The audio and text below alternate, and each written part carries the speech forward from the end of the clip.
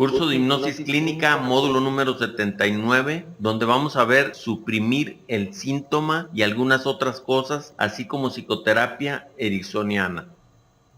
De la misma manera que la reprodujo en pasos posteriores, la logrará anular.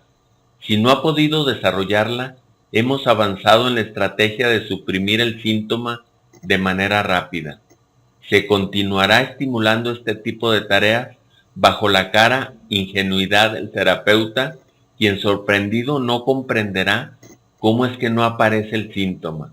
En otras palabras, dado que un comportamiento sintomático es comprendido como una conducta espontánea que goza de autonomía, o sea, que escapa al control consciente, este tipo de prescripciones representan el ejemplo de la paradoja clásica del sé espontáneo, tal como lo plantea Watzlawick y otros 1967 en la teoría de la comunicación humana. Si una persona desea influir sobre la conducta de otra, tiene básicamente dos maneras de hacerlo. La primera consiste en tratar de que el otro se comporte de manera distinta.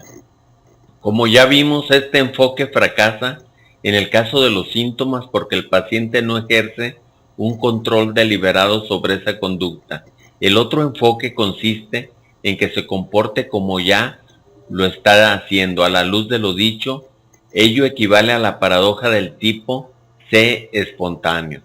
Por lo tanto, si se le pide al paciente que se comporte de una manera que él considere espontánea, quiere decir que tal comportamiento ya no es espontáneo, puesto que el pedido sugiere en la respuesta una pérdida absoluta de naturalidad. La prescripción del terapeuta, entonces, de ser cumplida, lleva a que la conducta sintomática deje de aparecer espontáneamente para ser el resultado de una orden que debe llevarse adelante. Para efectuarla, el paciente debe de abandonar las reglas del juego que lo regían en la producción de síntomas. De allí que cambie tanto si logra realizar la prescripción, ya que transformó el síntoma incontrolable en controlable, de espontáneo a volitivo. Como si no lo logra, el síntoma comenzó a desaparecer. En síntesis, en las prescripciones de síntomas, si el paciente logra realizar la tarea, ha transformado su sintomatología incontrolable y espontánea en voluntaria, o sea que está bajo control. Por lo tanto, en pasos posteriores la podrá paulatinamente suprimir y tal vez mediante tareas directas. Pero si no la pudo efectuar, hemos avanzado más rápido en el proceso, ya que por amplificación de la desviación, entropía, se ha inducido a una crisis que le permitirá comenzar a cambiar las reglas del juego del sistema. El paciente ha comenzado a controlar su sintomatología, por ende, se siente más seguro y su valoración personal se ha fortalecido. Este proceso abre las compuertas del camino inverso al que seguía la persona. Prescribir un síntoma implica realizar un giro copernicano de las soluciones intentadas para solucionar el problema. Tal vez este sea un punto para observar con detenimiento.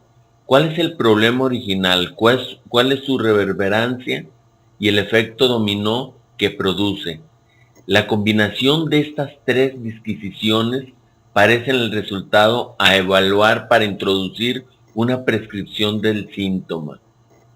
Pero la llave efectora de esta secuencia recursiva, el motor en la instauración rígida del problema, son los intentos de solución fallidos, mientras que las prescripciones paradójicas encuentran en sus otras dos clases, las de desviación del síntoma y las de desplazamiento, dos formas que se extrajeron de la hipnosis con trance. En las primeras, se trata de realizar una acción que distraiga momentáneamente la producción del comportamiento. Por ejemplo, realizar una descripción exhaustiva de la aparición del síntoma, escribiendo obsesivamente día, hora, minutos, pensamientos, sentimientos, sensaciones, temores, etc., en una libreta que destinará para tal fin. En general, El resultado es la neutralización del síntoma, ya que la atención se ha puesto en la tarea, bloqueando la sintomatología presentada y la tensión y ansiedades consecuentes desplazándola a la prescripción. Cambiar el foco de atención resulta una distracción momentánea que provoca un corrimiento de la centralización en el síntoma. Sin explicarlo, el terapeuta lo sustituye por una acción que desvíe la observación a un punto accesorio al síntoma y con este se anula estar pendiente, dejando el encantamiento que ejerce el problema sobre la mirada de la persona. Este pasaje transicional bloquea una de las instancias iniciales de soluciones fallidas. Cuando más se está pendiente del síntoma, más se acrecienta y más dependiente se vuelve la persona, instaurándose más rígidamente en su sistema, razón por la cual cualquier explicación o redefinición cognitiva sobre el problema no basta si no se opera en la pragmática. En las segundas, las de desplazamiento, hallan su efectividad en desplazar la sintomatología en el tiempo. Se intenta trabajar con la frecuencia de aparición del síntoma y con la intensidad, ya sea en su disminución como en su aumento. Con respecto a la intensidad, todo síntoma desde corporal hasta conductal posee ciertas gradaciones de intensidad de aparición. Estas gradaciones se remiten tanto a lo cuantitativo como a lo cualitativo. Con respecto a los aspectos cuantitativos, hacen referencia a la cantidad de síntomas que en una situación determinada se desencadenan. En los aspectos cualitativos se observa la profundidad de la afección del síntoma. Por último, en este punto aclararemos que el terapeuta breve impartirá las indicaciones de la tarea utilizando los recursos de la persuasión y sugestión hipnótica. Describirá clara y despaciosamente cada uno de los puntos a seguir para lograr la cooperación y el cumplimiento de la prescripción. El seguimiento a posteriori de los resultados es muy importante, en todo caso se connotará positivamente, tanto si pudo efectuarlo o no. En el caso negativo, el terapeuta señalará: tal vez fui muy apresurado en mandarle dicha tarea, tal vez fue muy rápido, debí esperar un poco más, lo dejaremos para más adelante, evitando de esta manera la sensación de frustración y su angustia subyacente por la impotencia de no lograr el objetivo. También los síntomas psicosomáticos muestran este registro, donde la misura está dada en cuanto dolor provoca el síntoma, más allá de cuanto abarca en términos de las partes corporales que toma, como en el caso de potenciar multiplicando la intensidad de un síntoma en cambio de buscar su supresión, y en el espacio intentando trasladar la conducta perturbadora de la parte donde se detona a otra parte del cuerpo. Los desplazamientos espaciales no solo se remiten al traslado del síntoma en otra parte del cuerpo, pueden colocarse en otro contexto ciertas reacciones que se producen en un contexto definido. Estos desplazamientos se desenvuelven sobre personas, cosas, lugares, etcétera, en los que el terapeuta considera que son más apropiados para reaccionar. Cierre de la terapia. La terapia concluye cuando la meta propuesta en el contrato fue concretada, o sea, el problema se ha solucionado. A partir de allí, puede proponerse el alivio o solución de otros problemas. En este caso, los objetivos son diferentes. Por lo tanto, se establecerá otro tipo de contrato y la terapia recomenzará como si recién iniciara. En la culminación se recapitulará el trabajo realizado y los pasos del proceso compartido. Se marcará el compromiso adoptado por el consultante que posibilitó el cambio, abrió el camino al progreso y a la autonomía personal. En síntesis, el terapeuta breve piensa que la gente cambia por A, modificando su perspectiva, su ángulo de visión de lo que consideran problema; B, construyendo con esta formulación anterior una nueva realidad. El paciente cambia por, vamos a continuar, C. Concibiendo el espacio terapéutico en un espacio de reflexión y creatividad. D. A veces cambiando regla y significados. E. Constituyendo la situación terapéutica en una situación de aprendizaje. F. Bloqueando soluciones intentadas, quebrando circuitos recursivos, el más de lo mismo. G. Si deseas cambiar, aprende a actuar de una manera diferente. H. Que el espacio psicoterapéutico sea una conjunción verbal y corporal, mejorando la autoestima. Y J. Que se tenga como objetivo el crecimiento personal, la autonomía y la mejora de las relaciones con uno mismo, con los demás y con el mundo. Sea breve. A modo de conclusión, de acuerdo a los datos proporcionados por el análisis desarrollado, pensamos en principio que los tipos de psicoterapias, las técnicas psicoterapéuticas, surgen como resultado de la conjunción de factores históricos, sociopolíticos y económicos, que llevan al desarrollo de modelos que se encajan de acuerdo a las necesidades de la época. El counseling nace como resultado de la demanda de rápida resolución de problemas como contraposición al modelo psicoterápico imperante en aquel momento, el psicoanálisis. Este se caracteriza por la exploración del inconsciente, por ende por la búsqueda de las causas determinantes de la patología o conducta sintomática, etc., que llevaba como forma una terapia de larga data, años. El counseling. Por lo tanto, el counseling se oficializó como profesión Married Family Child Counselor, pero debemos diferenciar cuál es el título que desempeña el profesional y cuál es el modelo que implementa en el desarrollo del mismo, en el abordaje a los consultantes.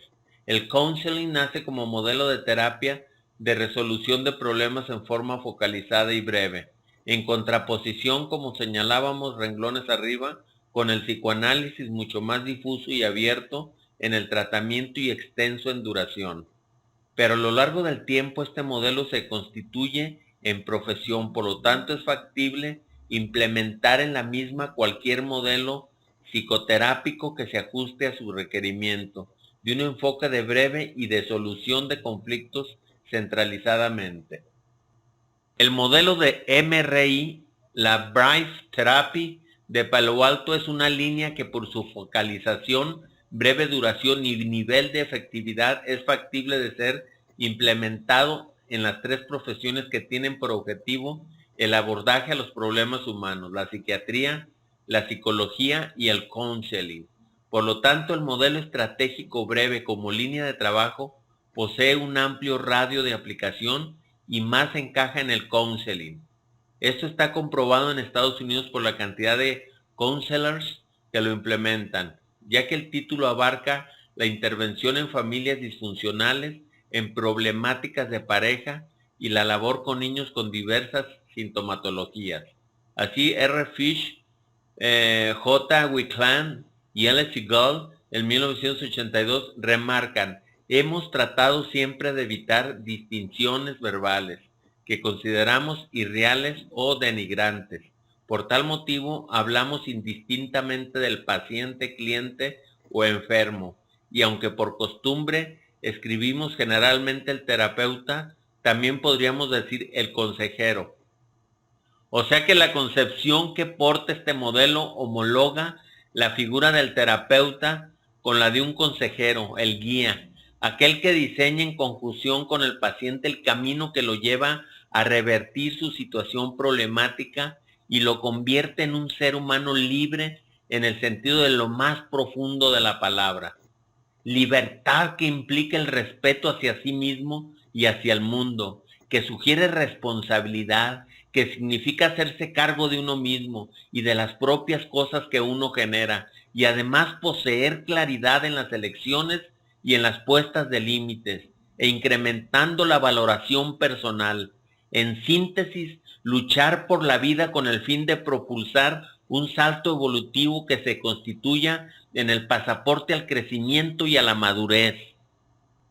Ahora sí, estimadísimos alumnos, tal y como se los prometí, nos vamos a adentrar a la psicoterapia ericksoniana, que es parte de la clínica de la hipnosis que les estoy enseñando. Este es el legado de Milton H. Erickson a la psicoterapia actual. Hace tiempo supe de este personaje que es el padre de la hipnoterapia, Milton H. Erickson, a través de la lectura de Terapia No Convencional de Haley. Realmente quedé impactado con ese volumen, pero ¿dónde o con quién podía aprender esa terapia tan inusual y la hipnosis, a la cual hacía referencia el autor? En una ocasión, entendiendo poco, casi nada del arte del maestro Milton H. Erickson, intenté usadamente imitar a Erickson en un caso clínico, y suerte de principiante, las cosas funcionaron. Y digo suerte de principiante porque nada más que usé un acercamiento de shock psicológico con esa paciente y la terapia fue maravillosamente breve y exitosa. Después leí y estudié el libro Cambio de Waslawish y sus colaboradores. Aunque Erickson prefaciaba ese libro, no logré encontrar ninguna similitud entre lo que allí estaba escrito y el fabuloso texto de Haley. Comencé a estudiar a Erickson, atraído por la palabra mágica hipnosis. También estudié los Collected Papers, Hypnotherapy y muchos más. Ahí comencé a percatarme que hacer hipnoterapia no era nada de fácil, a la vez que toda la literatura estaba en inglés. Así fue como comencé a enseñarme a traducir para poder leer esos textos y compartir mis descubrimientos con ustedes, mis alumnos. Aprendí los primeros pases lingüísticos hipnóticos de Grinder y de Blender. Transformation. Luego me apoyé en Ernest Rossi, Hypnotic Reality e Hypnotherapy, para continuar el estudio de los fenómenos hipnóticos con Michael Yapko en su ya clásico Train's Work. Y de ahí saltamos a The Answer Witching de los Langton y sus Tales of Schment. También me devoré Mi voz irá contigo de Rosen y un seminario didáctico con Erickson de Seig. Sin embargo, ¿qué relación tenía todo eso con los artículos en los cuales Waslawish hablaba de la hipnoterapia sin trance? Ni Rossi, ni Seig, Yapko o los Langton, ¿para qué mencionar a Grinder y Blender y a Rosen? Ni el mismo Waslawish lograban mostrarme de modo didáctico la relación entre la terapia de Erickson y el modelo desarrollado en el MRI. Comencé a vislumbrar que Erickson era un estratégico del MRI en lugar de un hipnotista inusual. Y como ocurre con esos procesos internos que se incuban lentamente, mi propia mirada del enfoque ericksoniano hizo una irrupción y me fue posible comenzar a integrar su hipnoterapia con los enfoques de terapia breve. Quiero compartir toda esta experiencia con ustedes de una manera académica para que ustedes a su propio ritmo tengan una excelente preparación. Milton H. Erickson, un pragmático inusual. Espero que en estos próximos módulos puedan aprender de una manera muy profunda a Erickson y su legado a la psicoterapia. Esta preparación les permitirá revitalizarse en el estudio y práctica de este enfoque. Actualmente no tiene sentido denominarme ericksoniano. Me basta con hacer una terapia que logre resultados, y ustedes lo corroborarán con el tiempo. La vida de Milton Highland Erickson puede fascinar al estudiante que conoce sus antecedentes biográficos, especialmente en cómo fue capaz de transformar su déficit en fortalezas, recuperarse de la invalidez producto de la poliomielitis y sobrellevar los dolores crónicos como secuela de la misma. Esos hechos nos hablan de Erickson como una persona especial, con un empuje a toda prueba, cuyo singular estilo personal le permitió desarrollar una visión de la psicoterapia cuya novedad y frescura continúa cautivando al mundo profesional hasta la actualidad. Así como Erickson se ayudó en la recuperación de su poliomielitis, bogando solitario en canoa por un río, primero a favor de la corriente y después regresando a su punto de origen en contra de la corriente, Rossi, Ryan y Sharp, 1983, parecería que en el desarrollo de su enfoque de la psicoterapia hubiera estado bogando en contra de la corriente. principal del pensamiento psicológico de su época. Algunos estudiantes pudieran pensar que ese ir en contra de la corriente de Erickson tiene relación principalmente con su uso de la hipnosis en el tratamiento psicoterapéutico. Quienes pensaran así tendrían razón en parte, pero eso, a mi juicio, no es lo más importante. Cuantitativos. ¿Podría confundirse este hacer de Erickson con el actuar de alguien iletrado que básicamente actúa en base a su experiencia y sentido común? Aunque Erickson no era un intelectual en la forma de que ustedes pensarían de un académico, era ampliamente instruido. En particular tenía una memoria excepcional, era especialmente versado en literatura, agricultura y antropología. Al tratar a sus pacientes a menudo usaba sus conocimientos en estos campos. 6, 1985, que es el libro que vamos a ver después que terminemos este. Erickson y su estudio en la hipnosis. Erickson se encontró por primera vez con la hipnosis a la edad de 12 años, cuando un amigo quiso hipnotizarlo. Durante su segundo año en la universidad vio a Clark Hull hacer una demostración de hipnosis. Convenció a uno de sus compañeros para que lo dejara inducirle en la hipnosis. Luego siguió experimentando y desarrollando diversas técnicas para conseguir la cooperación de sus sujetos. Dio cuenta de esas investigaciones en un seminario que siguió con Hull posteriormente, de 1923 a 1924. Erickson, 1964-1980, Seig y Munion en 1999. Erickson, 1964-1980, relata que en esos tempranos estudios con Hull, los temas de discusión se referían a la naturaleza de la hipnosis como estado psicológico, el rol del operador y el sujeto, los significados de los procesos empleados en la inducción del trance, las respuestas de los sujetos al experimentar trance, la naturaleza de la regresión de edad, la evocación de pautas de aprendizajes previos, los procesos implicados en la mantención del estado de trance, etc. Afirma que en esas discusiones no se llegó a ningún consenso, razón por la cual Erickson decidió llevar a cabo sus propias investigaciones. Erickson no publicó hasta muchos años después sus hallazgos, porque entraban en conflicto con las ideas de Hull respecto al hipnotista. Para Hull era mucho más importante lo que hacía o decía el hipnotista que los procesos internos de los sujetos. Erickson 1964-1980, Erickson 1983. Esta fue la visión que Hull colocó en práctica en su trabajo en Yale, y un ejemplo de ella fue su esfuerzo por establecer una técnica estandarizada por la inducción de trance.